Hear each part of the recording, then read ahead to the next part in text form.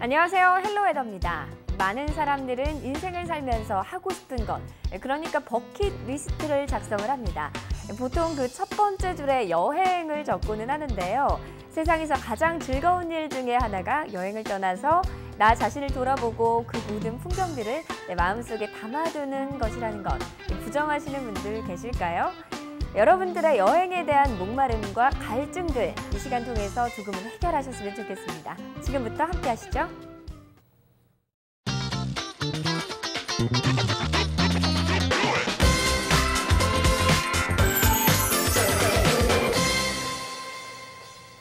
요즘 바다고 계곡이고 휴가를 맞은 사람들로 발 디딜 틈이 없습니다. 그래서 많이들 고민이 되실 텐데요. 이런 고민들 언제나 해결해 주시는 분이죠. 트래블 메이커 송소진 작가님 오늘도 나와주셨습니다. 작가님 안녕하세요. 네, 안녕하세요. 네, 휴가철이어서 그런지 도로가 평소보다 조금씩은 한산한 것 같아요. 휴가를 이미 다녀오신 분도 많겠고 아니면 이미 휴가 중에 계신 분들도 많겠고 아니면 아직 휴가를 안 간 분들도 당연히 계실 텐데 특별하고 색다른 국내 휴가지 찾고 계시다면 오늘 방송 눈여겨주셔야겠죠?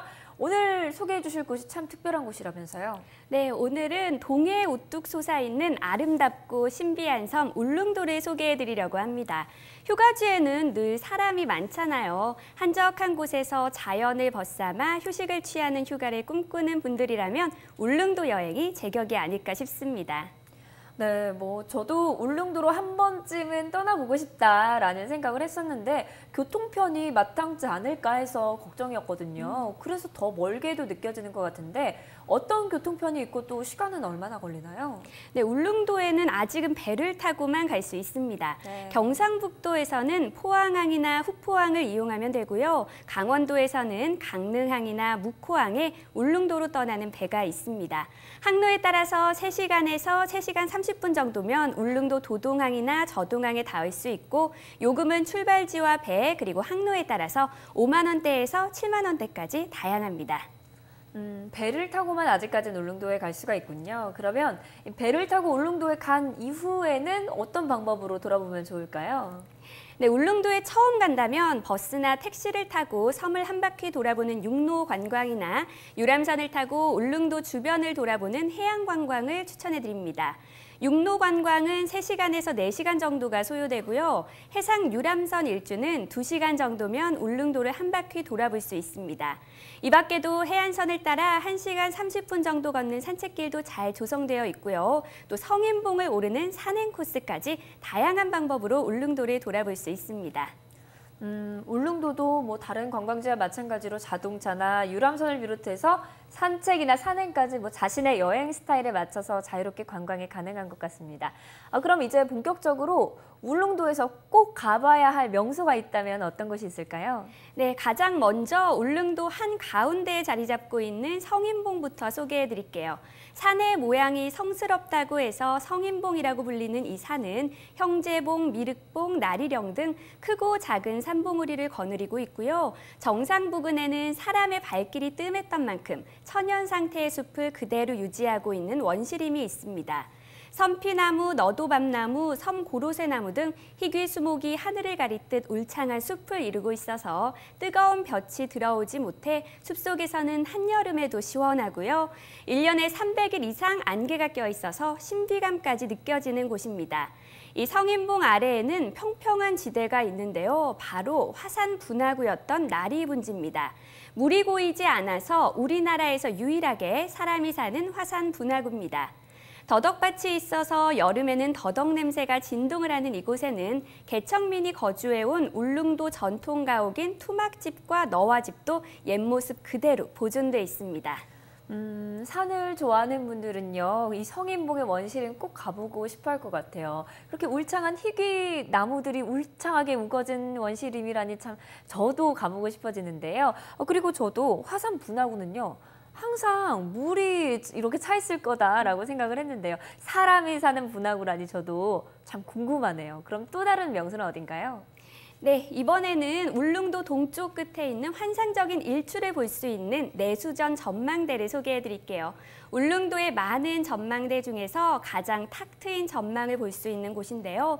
전망대에 오르면 바다 쪽으로는 주변 섬인 관음도와 죽도, 그리고 저동항과 저동리 북쪽을 바라보고 있다는 북저바위 등 아름다운 풍경이 한눈에 들어오고요.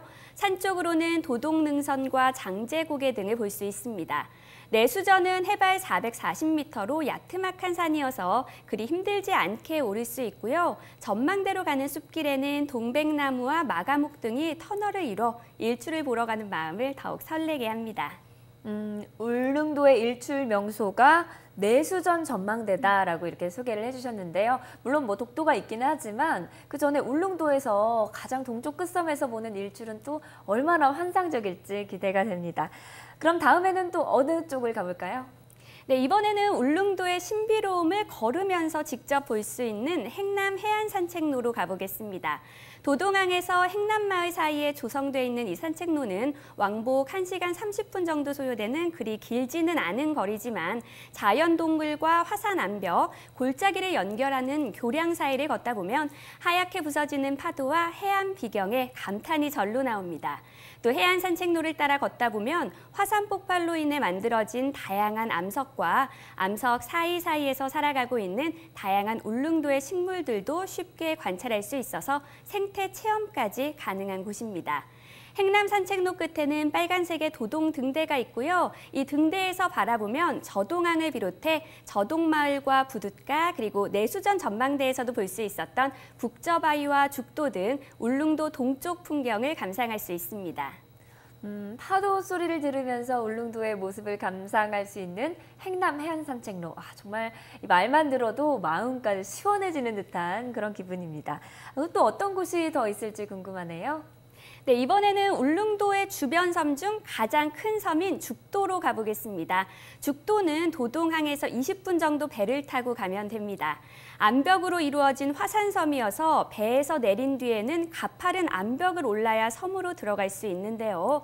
다행히 나선형의 계단이 있어서 암벽 타기는 면할 수 있지만 계단 수가 무려 365개여서 평소 운동을 소홀히 했던 분이라면 조금 버거울 수도 있습니다. 계단을 오르면 섬의 이름에서 알 수 있듯 무성한 대나무 숲이 가장 먼저 보이고요. 대숲을 지나 죽도 전망대에 가면 아름다운 울릉도 본섬의 모습을 감상할 수 있습니다. 울릉도 주변을 한 바퀴 도는 유람선보다 더 먼 곳에서 울릉도를 바라보고 싶다면 죽도에 꼭 가보시기 바랍니다. 울릉도에서 20분 정도 떨어진 죽도에 가면 울릉도의 모습을 멀리서 바라볼 수 있다라고 해주셨습니다. 그런데 울릉도 하면 또 빼놓을 수 없는 게 독도잖아요. 그런데 독도로 여행 가는 분들도 많이 계시는데 이 독도 여행은 또 어떤가요? 네, 울릉도에서 약 87km 떨어진 곳에 위치한 독도는 동도와 서도 그리고 89개의 돌섬과 암초로 이루어져 있습니다. 그중 서도는 바위가 험하고 경사가 심해서 접근하기가 어렵고요. 관광이 가능한 곳은 동도입니다. 하지만 동도에 도착을 해도 선착장 주변까지만 진입이 허용되고요. 동도에 머물 수 있는 시간은 30분 정도로 짧아 아쉬움이 많습니다. 그래도 애국심 고취를 위해 독도에 가는 분들이 점점 늘면서 성수기에는 하루에 약 3,000명 정도의 관광객이 독도를 찾고 있습니다. 울릉도에서 배를 타고 1시간 반에서 2시간 정도면 닿을 수 있는 우리나라 동쪽 끝섬 독도도 울릉도 여행 코스를 짤 때 꼭 포함시켜 보시기 바랍니다.